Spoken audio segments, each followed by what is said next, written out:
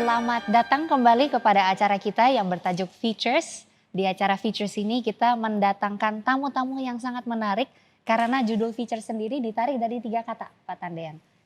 Feat yaitu suatu pencapaian yang luar biasa sulit. Feature yaitu bahwa kita mendatangkan, memfiturkan orang-orang yang sangat menarik dalam hidupnya. Dan yang ketiga adalah future. Karena kita mengundang Bapak untuk berbicara kepada pemuda profesional yang menjadi masa depan dari gereja. Hari ini tamu saya sangat terhormat boleh ada Pak Tandean di sini. Pak Tandean juga adalah dewan dari Reform Center for Religion and Society. Daftarnya sangat banyak ya Pak sebenarnya achievementnya. Jadi saya takut bahwa akan kelewatan gitu. So allow me to read out your CV ya Pak. Bapak Tandean Rustandi MBA adalah founder dan CEO dari PT Arwana Citra Mulia Terbuka.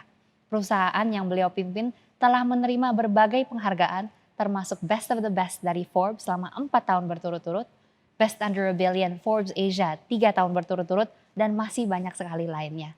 Beliau juga menjabat di Board of Trustees University of Chicago dan merupakan council member dari University of Chicago School of Business. Pak Tandean juga adalah anggota Yale School of Management Advisory Board dan Advisory Board dari The Master of Management Program Universitas Indonesia. Masih ada banyak sekali pengalaman dan pencapaian beliau yang tidak sempat saya mention di sini, tapi beliau juga mendapatkan gelar Master of Business Administration dari Chicago Booth School of Business di University of Chicago dan Bachelor of Science dari Leeds School of Business University of Colorado di Amerika Serikat. Selamat datang Pak Tandean, bagaimana kabarnya? Baik, selamat. Terima kasih. Hari ini saya sangat excited karena Pak Tandean punya pencapaian yang luar biasa dalam bisnis yang sudah banyak dikenal. Tapi mungkin banyak orang yang belum mengenal apa itu Arwana dan apa itu role-nya CEO Pak Tandean. Kalau boleh diperkenalkan kepada kita. Oke, kalau biasanya kalau orang bicara arwana itu ibaratnya nama ikan. Tapi buat saya arwana ini bukan nama ikan, tetapi singkatan dari founder pertama-tama kami membentuk usaha ini, yaitu Arab, Jawa, dan Cina. Ya, Arab, Jawa, Cina, jadi kami singkatin menjadi arwana. Dan juga kenapa memakai arwana, ya, karena arwana itu biasanya produk-produk produce manufacture di Indonesia ini selalu tanda kutip suka memakai nama-nama barat. Ya, nggak ada jati diri. Nah, arwana ini kan seekor ikan yang harganya itu bukan masalah harga, sangat precious. Nah, makanya saya memberanikan memakai nama juga arwana. Kalau rule CEO, saya rasa simple word ya adalah kita harus melayani. Ya, CEO itu bukan menjalankan usaha aja. Saya rasa semuanya itu mulai dengan kata melayani. Ya, melayani nomor 1 adalah how to build the human resources. Ya, membangun satu human resources itu bukan kita punya usaha, punya uang just to get everybody work for us. Itu nggak bisa. Kita harus membentuk pertama-tama adalah culture. Ya, kebudayaan. Nah, untuk membentuk kebudayaan itu kita harus memulai dan bentuk kita punya human resources. Seperti apa itu Pak? Apakah itu membangun capability teknis, lalu membangun culture itu seperti apa aktivitasnya sehari-hari Pak dalam posisi Anda sebagai CEO? Saya terpanggil bukan mengambil SDM-SDM yang berkualitas. Tanda kutip ya. Bukan berarti SDM saya nggak berkualitas. Maksud saya adalah saya mengambil orang-orang yang pinggiran. Saya mengambil orang-orang yang tidak terjangkau. Saya mengambil orang-orang yang sama sekali tidak akan dipandang sama most of the corporate, big corporate ya. Jadi saya membentuk mereka itu betul-betul kita membentuk nomor 1 ada bicara soal loyalitas. Karena saat ini human resources itu kita yang punya uang selalu menganggap with the money we can buy everything. That is not right. Ya kan, manusia itu ciptaan Tuhan yang paling sempurna. Siapapun mereka itu punya value. Nah, tetapi antara manusia dengan manusia kita lebih banyak melihat bahwa kita harus berhubungan yang terbaik. Nah, sedangkan pelayanan Tuhan itu selalu turun dan turun dan turun dan turun. Gak ada pelayanan Tuhan yang naik. Nah, jadi waktu membentuk satu usaha ini, komitmen saya adalah bagaimana saya menjangkau orang-orang yang tidak pernah terjangkau. Dan itu lumayan beresiko gitu ya Pak ya, itu sangat berterbalikan dengan cara pikir dunia saat ini. Bagaimana prakteknya Pak mengambil orang yang dari pinggiran kemudian membangunnya menjadi perusahaan yang terdepan? Mulai dari pertama dulu adalah secara pribadi saya ingin punya usaha, selalu saya bangun di tempat yang tidak terjangkau. Hmm. Bukan karena kita kembali lagi pakai kata uang, saya beli tanah di tempat-tempat yang baik. Saya enggak, saya masuk ke tempat-tempat yang saya yang build infrastrukturnya. Nah, dengan saya build the infrastructure, saya juga ambil orang-orang sekitar di sana. Nah, saya bisa ambil contoh misalnya, buat pabrik saya di Indraraya itu kira-kira 40 kilometer dari Palembang. 95% orang itu sekitar daerah di sana. Hmm. Ya, dan mereka punya mindset sangat sulit ya untuk dibina awal-awal. Tetapi dengan kita hands on, saya seorang pemimpin yang saya tadi waktu mengatakan saya melayani, saya bukan melayani di kantor. Saya punya waktu, most of my time aku habis di pelayanan ke orang-orang di bawah. Dan membentuk mereka itu ya kita harus punya kasih. Karena kan juga di dalam Alkitab kan Tuhan mengatakan kita adalah domba di antara serigala. Nah, jadi membentuk usaha juga kita juga harus make use the majority. Who is the majority? Nah, orang-orang sekitar di sana ada. Bagaimana kita membuat mereka respect sama kita? Ya kita betul-betul harus punya kasih. Nah, kasih itu yang nggak bisa dibuat-buat. Kasih itu harus tulus dan pengorbanannya. Nah, dari di situ mereka akan melihat, ya mereka akan melihat dan setelah mereka mengerti, luar biasa. Saya merasakan kasihnya mereka kepada saya sangat luar biasa. Wow, wow. Ada satu contoh yang sampai sekarang masih saya ingat. Waktu itu Pak Tandian pernah bercerita bahwa di pabrik keramik itu lingkungannya selalu sangat luar biasa bersih. Dan satu lagi adalah bahwa ada taman di mana karyawan bisa menumbuhkan makanan untuk mereka makan sendiri, begitu ya Ya. Pak ya. Itu baru beberapa contoh. Pemikiran seperti apa yang mendorong Anda sehingga memiliki fokus kepada hal-hal yang ibaratnya sebegitu sederhana? Eh, dari kitab Kejadian kan Tuhan menciptakan semuanya itu sempurna. Nah, kenapa kita ada kekurangan makan? Lalu kenapa kita merasakan banyak kekurangan di dalam kehidupan kita? Sedangkan Tuhan mencukupkan. Ya, Tuhan mencukupkan. Nah, makanya mindset saya, tagline saya di dalam hidup saya kan sangat ada 3 tagline. Nomor 1 itu sederhana itu yang terbaik. Jadi apapun yang saya ungkapkan di dalam organisasi saya, itu tagline nomor 1, sederhana itu yang terbaik. Tagline yang kedua adalah memanusiakan manusia, manusia dimanusiakan. Nah, pada waktu kita bicara sederhana itu yang terbaik. Waktu kita bikin usaha apapun, kita pernah nggak memikirkan environment-nya? Nggak ada. Yang dipikirkan is how to make money. Sedangkan di dalam penciptaan Tuhan yang paling awal, Tuhan tidak mengatakan kamu harus cari uang loh. Jaga loh. Menjaga dan melestarikan. Ya, jadi setiap hari berapa banyak oksigen yang kita hirup dan berapa, nah how to create the oxygen. Tuhan kasih kok gratis. Tetapi kan kita mesti membuat oksigen itu menjadi lebih baik. Ya, kita harus menanam pohon dong. Waktu menanam pohon, kita punya waste, manusia punya waste. Nah, jadi waste-nya kita ya baik air kencing, ya kotoran apa semuanya. Kita recycle kembali kepada tanaman. Dan tanaman itu kan bertumbuh. Kita nggak boleh pakai chemical. Nah, kan short run kan, oh ada pabrik pupuk. Memang sangat penting. Tapi zaman dahulu nggak ada pabrik pupuk. Makanan nggak ada kekurangan. Kenapa sekarang ada pabrik pupuk? Makanan masih Food security sangat kekurangan. parah gitu ya. Nah, itu semuanya kembali lagi ke uang. Ya, jadi kekuatan the power of money itu luar biasa besar.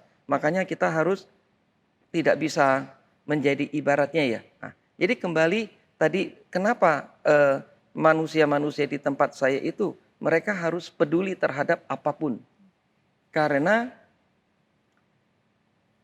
usaha saya itu, nomor satu yang saya pentingkan adalah environment-nya. Karena environment itu Tuhan yang kasih. Ya. Lalu energi yang saya pakai itu Tuhan yang kasih. Nah, sebagai tim yang bekerja di tempat kami, kalau mereka nggak ada memperhatikan dua hal ini, istilahnya ciptaan Tuhan, mereka nggak memperhatikan. Kira-kira dia memperhatikan apa? Ya, jadi mau ngomong apapun itu buat saya nonsense. Biayanya luar biasa besar, tetapi ini nggak bisa dirubah. Tuhan yang kasih. Jadi apapun yang Tuhan yang kasih, no compromise. Itu sangat menarik sekali. Nanti saya mau kita mendalami itu tuh Pak. Filosofi Bapak mengenai uang dan profit. Tapi sebelum itu, lini bisnis Bapak itu kan pabrik manufacturing. Itu domain di mana sangat sulit untuk menjaga kelestarian lingkungan, begitu ya. Lalu kalau secara makro, seperti apa Pak Bapak menjalankan pabrik-pabrik yang bisa mungkin dicontoh atau diperhatikan oleh perusahaan-perusahaan lain sehingga mereka juga lebih environmentally friendly? Saya rasa bukan masalah perusahaan dulu. Kalau kan konteks hari ini kan kita bicara di dalam lingkungan gereja. Kita melihat gereja, lingkungan gereja ada nggak penghijauan? Nggak ada. Jadi semuanya itu sebenarnya bukan mulai daripada korporasi. Harus mulai daripada gereja. Hamba Tuhan itu menyampaikan firman. Very powerful. Tetapi teori dan praktek sangat berbeda. Teori dan praktek sangat berbeda. Nah, apa yang harus kita lakukan sebenarnya bicara soal lingkungan. Waktu saya membangun pabrik, saya bukan perhatikan bangunannya dulu. Saya membangun dulu infrastruktur lingkungannya. Kenapa? Karena kalau lingkungannya sudah rapi, waktu bangun pabriknya pun mereka harus menjaga komitmen. Komitmen nomor satu adalah apa? Tidak boleh make tempat-tempat itu menjadi sangat tidak terkontrol. Karena kalau waktu bangun pabrik itu kan ratusan orang yang unorganized. How can you make them organized? Susah, oke? Bisa nggak kontrol mereka nggak merokok? Nggak bisa. Jadi mau mengontrol itu kita build everything really nice. Ini contoh di Singapura. Semuanya kan rapi, jadi gampang dikontrol. Nah, kenapa kita susah kontrol di Jakarta ini? Karena kita nggak membangun. Desainnya kurang purposeful begitu ya Pak? Ya, in the beginning very high cost. In the beginning very high cost. Cukup nggak? I think high cost is nothing, tetapi human relationnya, ya sebagai pemimpinnya. Jadi saya rasa itu keunggulan saya yang tidak bisa diunggulin orang lain. Pendidikan semua orang bisa. Kerja keras semua orang bisa. Oke. Tetapi yang saya rasa keunggulan di dalam diri saya itu, saya sangat peduli ya terhadap human relationnya. Dan human relationnya itu yang mulai berikutnya adalah environmentnya. Nah, environment itu kan bukan tanaman tok. Jadi apapun yang Tuhan ciptakan. Jadi waste daripada saya punya gas yang dikeluarkan pun itu semuanya juga harus diperhatikan. Nah, buktinya bagaimana kita memperhatikan? Ada nggak burung di tempat saya? Ya, ada nggak burung di tempat saya? Nah, air, ada nggak ikan hidup di kolam saya? Itu benchmarknya. Lalu berikutnya lagi adalah apa? Tingkat kesehatan daripada setiap karyawan. Kita bisa kan data. I'm a very data driven. Kita mesti lihat statistik.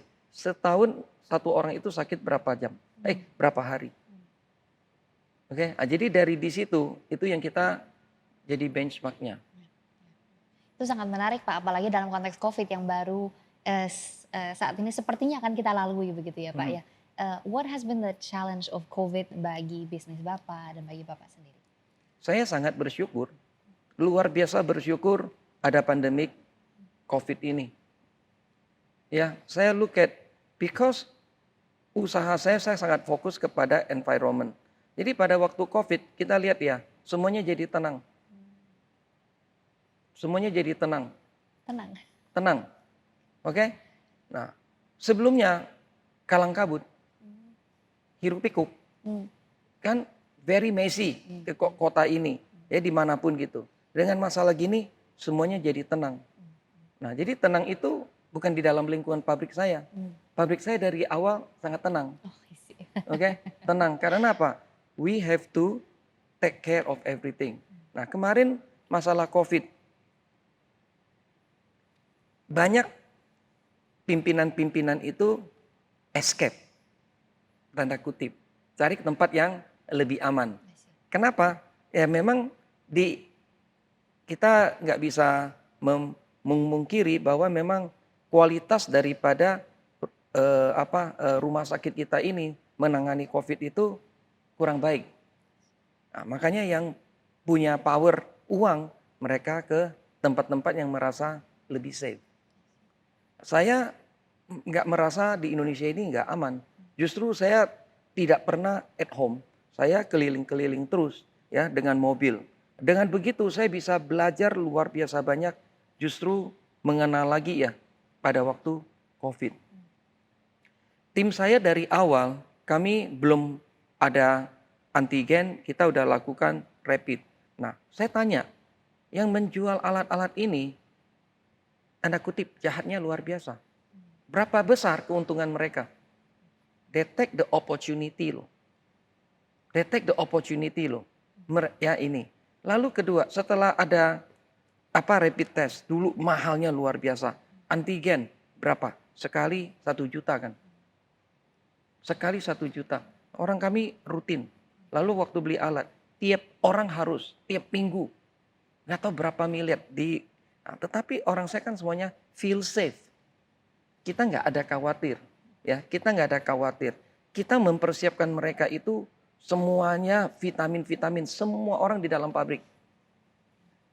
Nggak boleh kata tidak ada. Ya, dengan kita memperhatikan timnya kita, mereka tuh bekerja tanpa kekhawatiran. Dan justru selama 2 tahun pandemik ini, bisnis saya bertumbuh tidak pernah bertumbuh before the pre-pandemic. Justru jauh lebih pesat begitu ya, Pak? Jauh lebih pesat. Jauh. Oke? Kondisi pasar sangat sulit. Pembangunan semuanya sulit. Nah, itu yang kembali lagi bicara human relation. Saya build up my network. Ya, itu bukan sebagai seorang pemimpin yang duduk tinggal perintah. Enggak, I built more than 30,000 outlet.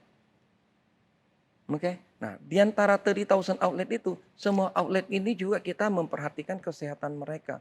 Kasih obat, kasih vitamin semuanya. Jadi tim yang dia bekerja juga nggak ada rasa kekhawatiran. Pada waktu mereka sakit, mau masuk rumah sakit, with my network, I can help them to get into hospital. Jadi semuanya itu benar-benar sangat balance ya. Sangat-sangat balance. Nah, dari hal itu kita belajar kedekatan ya, bahwa nilai manusia itu nggak bisa dikompromi. Nggak bisa diganti dengan uang ya Pak ya? Benar ya? Tidak bisa. Nyatanya dengan mereka punya teamwork ya, mereka punya pengorbanan. Akhirnya ya performance itu tiap tahun makin, ya perusahaan saya bukan perusahaan yang cyclical, up and down. Selalu bertumbuh. Oke, selalu bertumbuh. Kenapa bisa bertumbuh? Itu karena of the team ya. Not me as a leader, not enough. It's because of the team. Nanti kita akan masuk ke sana ya Pak ya. Bagaimana caranya membangun tim yang efektif? Lalu bagaimana pesan Bapak bagi anak-anak muda yang mau menjadi bagian dari tim seperti itu? Tapi sebelum itu Pak, dari tadi saya memerhatikan ada pattern yang sangat menarik. You invest so much, begitu ya, di muka Pak. Menanam uang banyak dalam membangun infrastruktur sebelum pabriknya sendiri, menanamkan banyak uang untuk pabrik yang luar biasa juga, menanamkan dalam orang-orang sebelum ibaratnya ada retainya, begitu ya Pak. Dan itu sesuatu yang lumayan countercultural. Karena kalau orang yang di dunia, mereka akan data driven, ultimately the data point is profit, begitu ya. Itu datang dari mana Pak? Keberanian itu dan cara pikir itu yang quite different from how other people think. Kan saya lahir dari keluarga yang sangat-sangat sederhana. Dan Pola makan saya pun biasa-biasa. Hidup saya juga biasa-biasa. Nah, jadi kalau kita mengikuti zaman, ya, karena saat ini sangat kita dikaruniai Tuhan punya talenta. Jadi talenta yang Tuhan berikan kita pada kita itu tidak boleh mengikuti apa ya? Orang bilang zaman ini lagi tren apa kita ikutin, ini kita ikutin apa. Kita harus melihat bahwa di Indonesia ini kita sangat kaya resources. Nah, jadi banyak sekali usaha-usaha ini benar-benar based on natural resources. Tetapi kita mengimpor barang-barang kita banyak sekali dari berbagai tempat. Nah, kalau kita memikirkan adalah bagaimana supaya negara ini mengurangi impor. Yang dimana bahan-bahan baku itu ada di dalam Indonesia. Dan kita juga harus melihat bisnis yang kita lakukan. Multiply effect-nya itu sampai benar-benar ke bawah nggak? Nah, saya memulai usaha itu saya berpikir harus benar-benar ada pukulan. Nah, misalnya saya bisnis garment. Bisnis garment itu kan tukang jahit. We don't produce everything. Jadi artinya kita impor banyak. Lalu hanya tenaga kerja. Kita jual balik lagi atau kita jual di dalam. Multiply effect-nya apa? Gak banyak. Nah, kalau saya kan bahan baku saya tanah. Tanah apa? Tanah yang tidak baik. Di mana? Di daerah. Angkut dengan truk. Truknya punya siapa? Punya orang lokal. Jadi bahan bakunya semuanya itu berputar. Lalu jualnya kepada siapa? Jualnya kepada dalam negeri lagi. Bukan mau jual ke luar negeri gitu.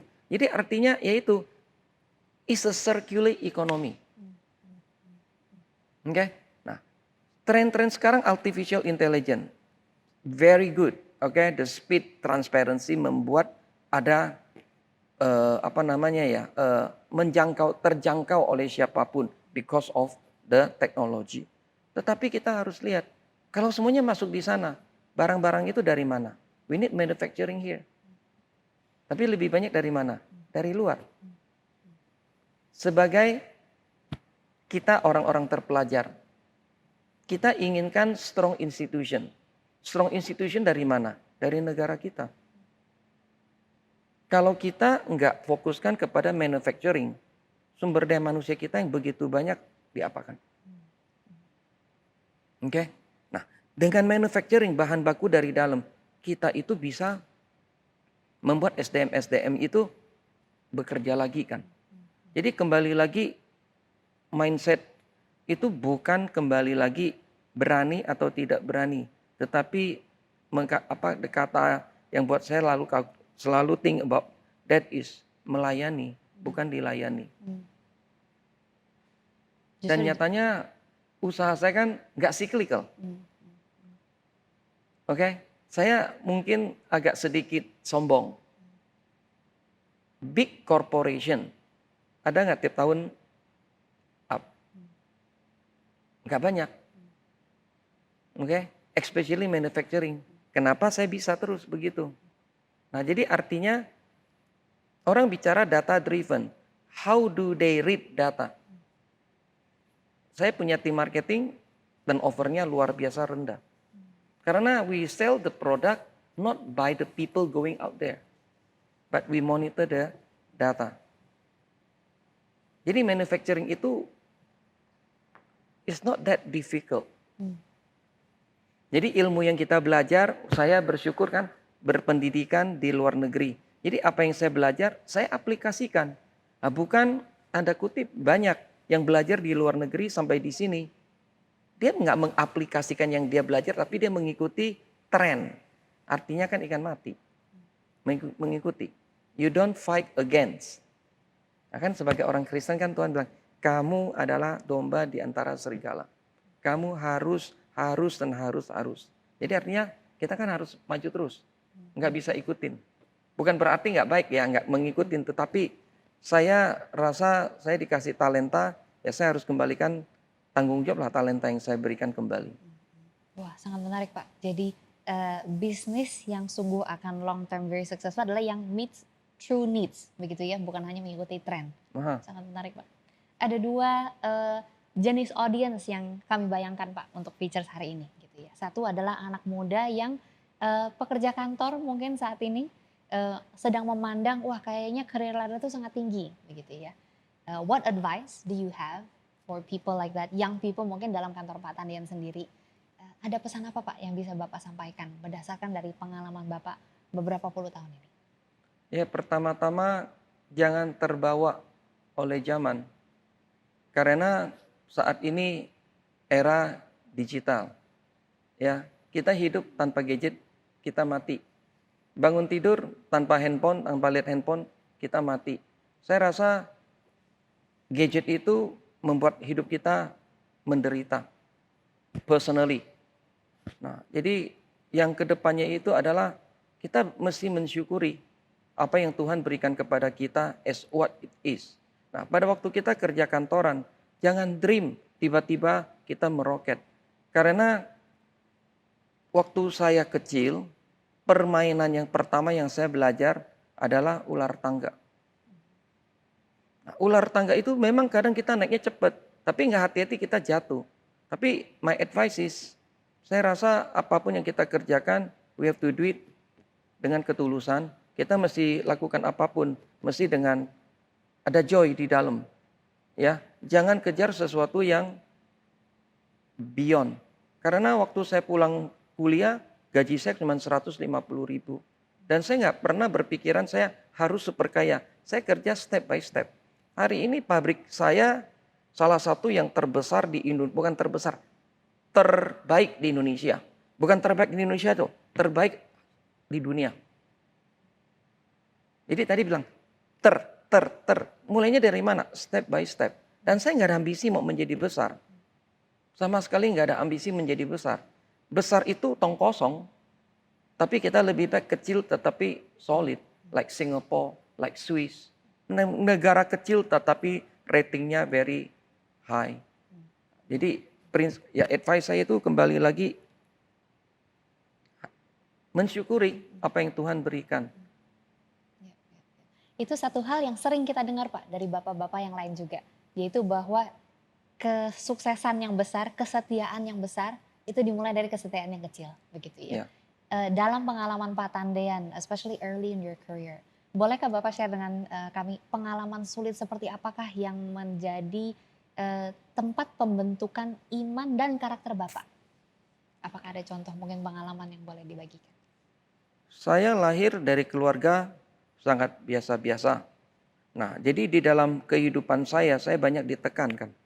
Ya, dari saudara-saudara, sepupu semuanya. Karena ya pembentukan diri saya itu luar biasa keras. But I never give up.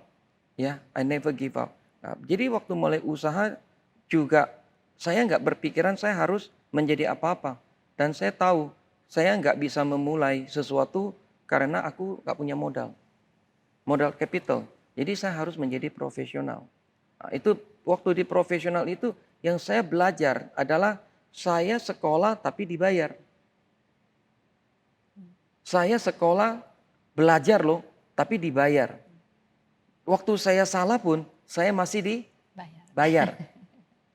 Nah, itu pembentukan yang saya mensyukuri bagaimana waktu saya masuk ke korporasi begitu benar-benar mismanage, corruptionnya at all kind level dari bawah sampai atas. Nah, saya coba clean up.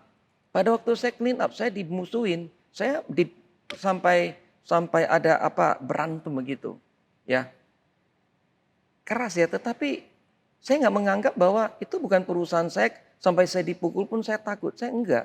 Kenapa? Itu tanggung jawab yang diberikan kepada saya. I don't care whether my boss corrupt or not, ya. Tapi this is my job. I need to clean it up. I really do it dengan banyak pengorbanan. Dan this is something that I learned. Makanya dengan belajar di tempat yang sangat kacau dan dibayar, saya belajar untuk membangun sesuatu dengan transparansi. Salah satu pertanyaan juga Pak yang muncul dalam benak saya. Selain Pak Tandean tentunya ada banyak sekali orang yang sukses di Indonesia dan di luar negeri.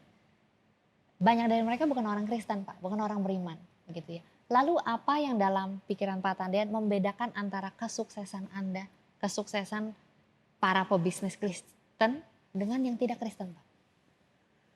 Saya bukan pernah, saya sebagai salah satu narasumber, Milton Friedman pernah menulis satu artikel yang luar biasa bagus, 1970 di New York Times, tentang corporate social responsibility. Nah, perusahaan-perusahaan besar, mereka melakukannya itu karena mengikuti aturan. Saya melakukannya itu karena saya mempunyai iman. Iman apa? Bahwa saya from nothing, karena anugerah Tuhan memberikan saya kesempatan, saya sampai bisa sedemikian. Nah, tadi pertanyaannya saya coba make the link. Big corporation, mereka suksesnya luar biasa. Tapi value terhadap human resources hampir nggak ada. Karena semuanya berhubungan dengan digital, not the human relation. Oke? Dan kita juga bisa menilai pertumbuhan daripada bisnis digital itu sangat tergantung kepada pemerintah. Kalau pemerintah titik satu tombol enggak, bisnis itu akan hilang. But we have to run a business that kita bisa bisa lewatin berbagai weather. Nah, dengan kita lakukan berbagai hal itu, kita sebagai orang Kristen lagi yang membedakan adalah kita jangan didorong bahwa harus pertumbuhannya begitu cepat. Karena di dalam kitab Pengkhotbah, segala sesuatu itu ada waktunya. Jadi kita jangan melihat saya apa beda sama tadi pertanyaan Rachel yang di kantoran umur 25-an mereka lihat keluar. Dan saya sebagai pengusaha, saya lihat orang yang bertumbuhnya seperti apa. Kenapa saya nggak mengikutin? Kita nggak boleh. Karena di dalam Alkitab itu ada segala sesuatu ada waktunya. Seperti yang kita ketahui Pak, perjalanan pengusaha profesional itu tidak pernah lepas dari masalah dan tantangan ya Pak ya. Ada dua jenis. Satu masalah yang bukan dari kita sendiri begitu ya Pak, baik itu bencana, kesulitan bisnis, bagaimana menghadapi sebagai orang Kristen atau non Kristen. Dan yang kedua masalah di mana mungkin kita dicobai juga Pak gitu ya, baik itu korupsi, penyalahgunaan. Dalam dua situasi ini Pak, mungkin satu persatu kita cover. Bagaimana sikap Pak Tandean dan apa yang menjadi your advice bagi teman-teman kita? Usaha apapun pasti ada masalah. Jadi saya rasa challenge-nya saya yang terbesar adalah krisis Asian financial crisis 97-98. Saya kan baru memulai usaha saya 93. Ya, jadi 95 sudah mulai production, lalu kita performance-nya baik, kita menambah pabrik baru. Ya. Pas menambah 97 kan Asian financial crisis. Saya belajar yang pertama-tama yang saya belajar tentang bisnis. Boleh mengatakan saya tidak boleh serakah. Oke, great. Saya membuktikan walaupun partner saya marahin saya habis-habisan. Because I'm a minority shareholder. Apa yang dia tegur saya habis-habisan adalah kenapa pinjamannya kita tidak didolarkan yang bunganya kecil. Kenapa dengan pinjam sama rupiah? Saya punya prinsip. Karena bank, they take my PG, personal guarantee. Not other people. So the bank trust me. Satu. Kedua, usaha saya itu fokus ke lokal. Jadi artinya my revenue is rupiah, nothing in dollar. Nah, jadi karena saya backgroundnya tuh finance, saya nggak pernah mau take risk. Karena hidup di Indonesia ini, ya di negara manapun lah, tetapi kita harus lihat resiko di dalam usaha itu, kita harus mengurangin sebanyak-banyak mungkin. Nah, waktu financial crisis itu, saya sangat di tanda kutip itu dipariakan. Kenapa? Nyatanya waktu krisis pun saya bisa melanjutkan usaha, restructuring dan semua hutang-hutang saya nggak pernah nunggak. Apa yang ingin saya sampaikan? Majority shareholder mengatakan, kok kamu bodoh? Orang nggak bayar hutang, kok kamu bayar hutang? Nah, saya membuktikan dolar rupiah hancur. Ya, nyatanya saya belonnya di rupiah. Otomatis kalau dulu didolarkan, hutang saya more than 50 million US. Sekarang hutang saya menjadi berapa? Only 10 million US dong kalau benar-benar dirupiahkan. Jadi double intake loh. Oke? Prinsipnya apa? Kita nggak boleh serakah kan. Kedua, kita bicara kejujuran. Saya ada cash flow, walaupun rugi tapi cash flow ada. Saya mengurangin hutang. Nah itu yang fundamentalnya saya, sejak itu hutang saya sangat hampir sedikit. Makanya saya sangat gampang bankable. Nah, advice saya kalau kita mau memulai sesuatu, mau dipercaya sama bank, do it from ourselves. Jujur, ada uang kita kembalikan. Lebih baik, and then perlu uang kita pinjam lagi. Jangan merasa pinjaman dari bank itu evergreen. Don't do it. Lalu kita itu kan bicara eksternal. Bicara internal. Bicara internal itu yang paling berbahaya adalah kita tertarik, kita dihipnotis ya dengan kehidupan luar. Nah, saya mempunyai usaha. Lalu saya naik mobil Kijang. Ada lihat orang naik mobil yang lebih bagus. Kita ikut-ikutan. Itu berbahaya setengah ampun. Karena bukan ini cuma contoh kan. Kan hedonisme itu yang membuat apa? Ya kita melihat bukan orang luar aja. Kita lihat di gereja. Apakah nggak saling berkompetisi untuk diperhatikan supaya do you know who am I? Do you know apa gitu. Nah saya rasa yang di dalam tantangan yang paling berbahaya di dalam itu adalah diri kita sendiri yang tidak punya jati diri, ikut-ikutan. Terombang-ambing begitu ya Pak ya? Ya harus punya jati diri, harus punya prinsip. Jangan aku punya uang sedikit, aku pindah, orang tinggal di sana, aku tinggal di sana. Orang beli ini, aku beli ini. Jadi ikut-ikutan, gak ada jati diri, gak bisa. Kenapa? Kita harus lihat in our life. Ya kita bicara as a whole. GDP of one country itu terdiri dari mana? C, consumption, investment, government spending, and then from the corporate of export minus import. Nah kalau kita spend all the time, kita nggak invest, nggak balance, ya kan? Jadi supply and demand is not balance. Makanya apapun yang kita kerja di dalam yang eksternal, ya kita tahu bagaimana how to think ya wisely. Tapi yang paling berbahaya buat saya bukan masalah problem di luar, problem di dalam. Paling berbahaya. Itu sangat menarik sekali Pak. You have to run yourself with the financial discipline of an entire country, begitu ya. Mari kita dalami sedikit lagi Pak. Itu salah satu prinsipnya nih dari personal financial philosophy dan personal financial discipline. Jangan ikut-ikutan. Ada prinsip-prinsip lain Pak mungkin yang perlu diperhatikan oleh anak-anak muda. Buat saya sangat gampang, if you can manage your finance, you can manage everything. Ya, karena itu yang memulai build up kita punya database. Kenapa kita kerja? Untuk mendapatkan uang. Setelah mendapatkan uang, mau apa? Mau lakukan apa?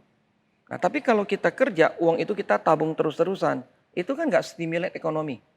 Tapi kalau uang yang kita kerja, kita overspend, jadi kita kerja nanti tertarik loh karena hutang-hutang. Kan mesti balance. Nah, jadi waktu kita kuliah atau sekolah, kita dapat nilai bagus, ada reward. Kalau dapat nilai jelek, kita nggak bagus. Nah ini sama juga in our life, have to be balanced. Ya, semuanya mulai karena apa? Yang ciptaan manusia yang paling tanda kutip itu yang paling membahayakan ya, itu adalah uang. kita harus menguasai uang, bukan Dikuasai. dikuasai oleh uang. Ya. Ya, ini that is the advice to the young generation. Yes. Nah itu sekali lagi Pak, mari kita dalami. Apa bedanya manajemen finansial efektif orang dunia pada umumnya dan manajemen finansial efektif orang Kristen? Apakah berbeda? Bagaimana caranya? Saya rasa orang yang membedakan kita sebagai orang Kristen bicara soal managing uang, ya sama orang luar, eh, itu sangat individual ya, sangat individual. Jadi kita nggak bisa mengatakan orang Kristen lebih baik atau enggak, sama sekali. Sebagai orang Kristen, berapapun pendapatan kita melakukan perpuluhan enggak. Orang luar kan belum tentu. Bahkan orang Kristen aja belum tentu. Oke? Kedua, berapa besar kebutuhan hidup kita? Sisa daripada yang kita dapat, berani nggak kita membagikan kembali? Apakah kita make use of the 70%, 30% kita membagikan? Kan puji Tuhan. Atau ada juga kita rasa 10% sudah cukup, 90% I'll give it up. It's very different and depends on the personal. Very radikal ya Pak ya sebenarnya perbedaan. Iya. Karena kalau kan tergantung powernya apa pendapatan masing-masing. Ada orang kan ingin kelihatan aku punya PJ loh. Aku ingin punya yacht loh. Nggak salah gitu. Tetapi ya kembali lagi prinsip Tuhan. Kamu adalah domba di antara serigala. Kalau kamu punya PJ, kamu lihat orang nggak? Enggak, kamu apa-apa sendiri. Ya, memang everything is very good ya. Wah, time-nya sangat baik, semuanya apa-apa. Ya kembali lagi, apa sulitnya kalau kita bangun lebih pagi, kita take the first flight. Kita masuk airport, kita bisa liatin loh kesulitan siapapun. Lalu we see the real world. Oke, jadi kembali lagi personal. Aku merasakan kita sebagai manusia harus injak kaki di bumi. Dipanggil untuk bukan of the world tapi in the world ya Pak ya. Ya. Ya, very good. Itu salah satu yang juga sangat menarik Pak. Sebagai pengusaha, Bapak juga sudah banyak makan asam garam begitu ya Pak. Pasti ada banyak temptation untuk kompromi Pak dalam berbagai hal. Karena ada banyak sekali prinsip yang mau dijaga. Apakah Bapak boleh membagikan pengalaman dan sikap Bapak dalam menghadapi that temptation to compromise? Jujur, saya sampai hari ini usaha. Ya, kesel ada. Oke. Saya kan dari awal memulai usaha, kan saya ada visi. Jadi visi itu yang saya aplikasikan di dalam dari hari pertama sampai dengan hari ini. Nah, visi saya yang ketiga, poin ketiga adalah bagaimana memberikan kontribusi yang berarti bagi bangsa dan negara. Itu I started 29 years ago. Sebelum usaha udah punya visi begitu. Makanya dengan segala transparansi dan saya sampaikan bagaimana saya membangun usaha di tempat-tempat yang undeveloped. Kan? Bagaimana saya membangun human resources dari orang-orang pinggiran. Jadi dengan melakukan, lalu bagaimana saya distribute, saya punya barang bukan ke toko-toko besar. Ya, jadi saya menjual kepada orang-orang kecil-kecilan kayak begitu. Nah, temptation-nya otomatis sudah tertutup. Menarik ya. Tertutup. Karena you fokus untuk how to develop. Nah, jadi umpamanya sekarang Rachel adalah preman. Dari preman menjadi orang baik. Ada orang gangguin kita nggak? Nggak ada loh. Lalu yang preman punya anak, dia bisa kuliah sekolahan top. Ya, maksudnya di dalam negeri sekolahan top. Bisa masuk ke Akmil. Sukacitanya tuh luar biasa. Kita lihat membersihkan tempat ibadah, membangun tempat ibadah. Jadi kita memberikan contoh bahwa tempat ibadah itu tempat harus lebih baik daripada rumah kita. Nah, buat mereka itu ya ini value-value ini kita bangun. Dan kan banyak juga yang mereka melihat mau mengganggu kita otomatis nggak mengganggu kita. Saya rasa eliminasi dari apa yang Tuhan menyampaikan kan. kasih. Di industri saya, karyawan awal-awal mula mogok, ada.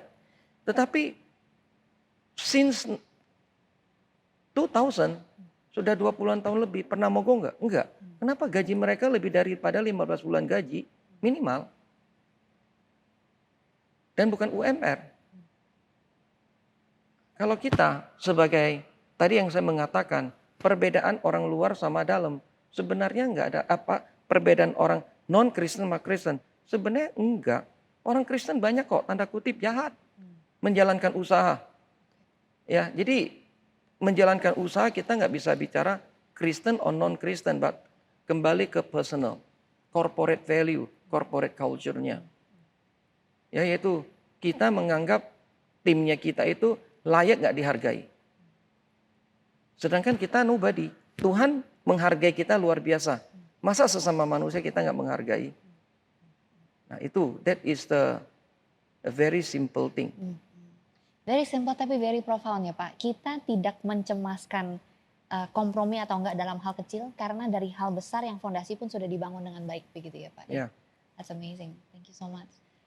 Salah satu hal yang saya perhatikan dari bionya Pak Tandean, setengah adalah mengenai bisnis, setengahnya adalah seat Bapak di advisory board di sekolah-sekolah di luar negeri begitu ya. Sekolah-sekolah yang juga sangat ternama dan banyak dipandang oleh orang.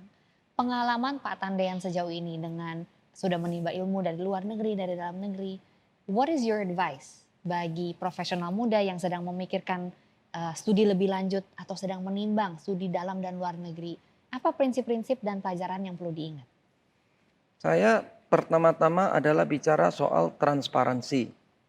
Kalau sekolahan di sini, kalau bisa mempersulit, kenapa harus dipergampang? Itu pendidikan di dalam di sini. Jadi pendidikan di dalam di sini semua mencari keuntungan. Nah, beda pendidikan di luar negeri, mereka nggak mencari keuntungan kan. Mereka benar-benar gali ilmu untuk membagikan ilmu. Tapi kalau pendidikan di sini, coba lihat private school semuanya. Pernah nggak disclose berapa keuntungan mereka? Nggak pernah. Dan semua milik siapa? Banyak milik dibalik daripada Kristen lah, Katolik lah, apa dan lain sebagainya. Semuanya apa? Mencari untung. Memang nggak ada untung bagaimana how to run the school. Tapi buat saya institusi value extremely strong, extremely important. Jadi perbedaan sekolah di luar sama di dalam, orang Indonesia banyak pinter, anak-anak muda kita banyak pinter. Karena hanya nggak punya kesempatan keluar. Yang punya kesempatan keluar kan, makanya kenapa salah satu saya punya prinsip membangun usaha saya di undeveloped area itu karena di Indonesia ini hanya orang kaya dan orang tinggal di kota besar mampu menikmati pendidikan yang baik. Kalau kota-kota kecil, desa-desa kecil, sorry to say, pendidikannya seperti apa? Nah, kenapa saya dari kota kecil saya bisa graduate from one of the best business school in the world? Bukan karena saya pinter, banyak lagi yang lebih pinter. Tetapi itu saya rasa Tuhan memberikan saya kesempatan dan kesempatan itu saya tidak sia-siakan. Lalu apa perlu kita ke luar negeri? Saya rasa dimanapun kita sekolah, yang penting kita sekolah bukan mencari ijazah. Kita sekolah, kita mencari ilmu. That's the most important thing. Berapa banyak anak-anak sekarang lulusan bilang, saya kan juga get involved in all the top school. Kita bisa lihat studentnya, kenapa top school punya student mantap. Yang biasa-biasa punya itu. Karena ini mereka rekrutmennya itu bukan melihat kamu orang kaya. Tapi kamu punya karakter nggak? Apa yang kamu ingin masuk di dalam sekolahan ini, nanti setelah lulus, kira-kira apa yang kamu memberikan kembali kepada society. Tapi di Indonesia ini sekolah kan, oh lu pinter ya, masuk, bayar. Sekolah di luar negeri masuk emangnya bayar, nggak perlu tuh. Jadi malu, berapa banyak sekolah milik gereja. Apa bedanya sekolah yang di luar? Nah, jadi transparansi ya dan benar-benar mencari ilmu, bukan mencari ijazah. Amin, sangat penting Pak. Ada beberapa pertanyaan lagi supaya kita tidak melewatkan kesempatan mendapatkan kata-kata mutiara dari Pak Tandian begitu ya. Dalam mata Pak Tandian memandang anak-anak muda sekarang ini, kisarannya yang kita lihat ini mungkin umur 25 sampai 35, 40 begitu ya, mid career juga. Apa yang menjadi tantangan terbesar bagi pekerja dan wira swasta dan opportunity yang terbesar bagi pekerja dan wira swasta Kristen, Pak? Pertama-tama yang saya harus sampaikan, jangan kita terbawa arus karena umur 25 sampai 35 itu adalah umur yang sangat produktif ya untuk membangun fundamental. Tetapi karena kenikmatan yang di-offer oleh dunia saat ini luar biasa banyak. Dan kecepatan kita untuk mendapatkan kenikmatan itu juga luar biasa cepat. Nah, karena semuanya serba cepat, kita need to slow it down. Kalau kita nggak slow it down, semuanya serba cepat, kita sendiri. Jadi Charles Darwin punya quote kan, bukan orang pintar yang akan eksis, tetapi spesies yang bisa adapt the speed of change. Itu yang akan survive. Nah, jadi jangan kita apapun because of the digital, era digital, semuanya serba cepat, kita terbawa. Jangan, karena di dalam Alkitab mengatakan ada hari Sabat. Oke, ada hari Sabat. Bulan sama matahari keluar waktu berbeda. Artinya ada malam, ada siang. Nah, jadi jangan era sekarang adalah apa? Tidur sampai siang kan? Artinya apa? Semuanya against apa yang Tuhan inginkan kepada kita. Nah, kalau kita, itu tantangan yang terbesar adalah saat ini bagi kaum-kaum muda. Karena in general, ya ini aku nggak salah, aku tidurnya siang. Karena aku bisa kerja lebih produktif nanti pada waktu malam. Artinya udah melawan apa yang Tuhan inginkan di dalam Alkitab. Bicara opportunity. Tuhan udah menyediakan semuanya. Opportunity apapun itu banyak. Tetapi yang penting kita harus pegang adalah apa? Jangan serakah. Ya itu kira-kira advice saya. Begitu ya Pak. Terima kasih banyak Pak Tandean. Ya. Kalau ada banyak waktu lagi sebenarnya ada banyak sekali yang masih mau kita tanyakan. Semoga di masa yang ke depan kita boleh mengundang Bapak kembali lagi. Terima kasih. Sekian dari kami pada hari ini untuk acara Features. Sekali lagi terima kasih kepada tamu kami Bapak Tandean Rustandi MBA. Terima kasih Thank Rachel. you.